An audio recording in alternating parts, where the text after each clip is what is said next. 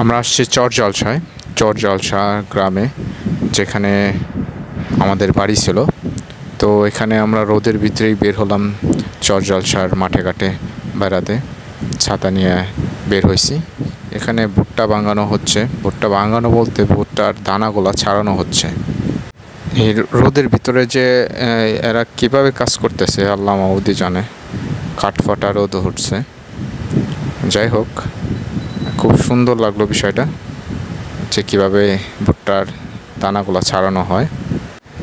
ভর দুপুরবেলা আমরা আম গাছ তলায় রেস্ট নিচ্ছি, শীতল পাটি বিছিয়ে দিয়েছে। হ্যাঁ, রবিন ভাই দোল খাচ্ছে, বাচ্চাদের জন্য বানানো দোলনা। দেখুন নিচে, একদম নিচে, গাছের নিচে কত সুন্দর আম ধরছে। আমরা একটা টেস্ট করব।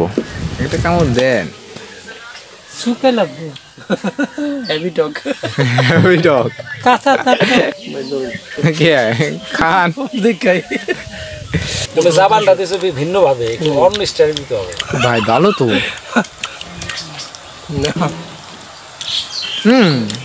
কোনো টকই না। আমরা দুপুরবেলা অসাধারণ একটা লাঞ্চের পর বাড়ির সামনে চলে আসলাম। বৃষ্টি একটা আবহাওয়া, বৃষ্টির আগ মুহূর্তে যে শীতল একটা আবহাওয়া থাকে। হ্যাঁ, খুব সুন্দর বাতাস বইছে। এখানে অনেক ঘুঘু পাখি দেখা যাইতেছে। এই ঘুঘুটা খুব সুন্দর। আমার আঙ্কেল এখানে দুন্দুল ক্ষেত করছে, বিভিন্ন রকম সবজি বাগান করছে, সেগুলো আমরা দেখতে গেলাম। না, তারপরে যে দুন্দুল তো সুন্দর ধরছে আসলে। এখানে একটা জালের পাখির পালক আটকে রয়েছে, একটা পাখি আটকে গেছে।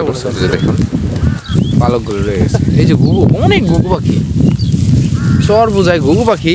ও সুন্দর জাত। আপনি কি জাত বুনেন দেখেন? ঘোড়া খেয়ে ধরতেছে তো ধরতেছে। এই যে ধরছে কত। চলেন তো স্যার ব্যাক করি। অসাধারণ সুন্দর একটা বাতাস বইছে, হিমশীতল বাতাস। অসাধারণ সুন্দর একটা আবহাওয়া, এত সুন্দর বাতাস। হ্যাঁ, বৃষ্টি, কোথাও বৃষ্টি হচ্ছে, ঠান্ডা একটা বাতাস ছাড়ছে, হিমেল বাতাস। এখন যদি এই বাতাস প্রশংসা করি, তাহলে রাত বেড়ে বৃষ্টি হলে করে ঝামেলা ভাই। আচ্ছা, বৃষ্টি হইলো তার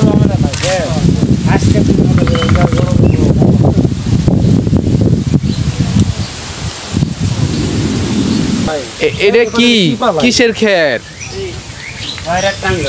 ও হ্যাঁ, তাই তো কই, খেরের মতো লাগে না, আবার চকচক বেশি, চকচকে বেশি। এটা পচাইব বুঝছো, এটা মাথা কাইদে পচাই তারপর বেশি রাখে আমার বন্ধু বেসনের জন্য। এটা বিশাল, তাই না? কয় কেজি? 5 KG plus. কি কারণ আপনি ওজনই জানেন না? 10 কেজি পুরো।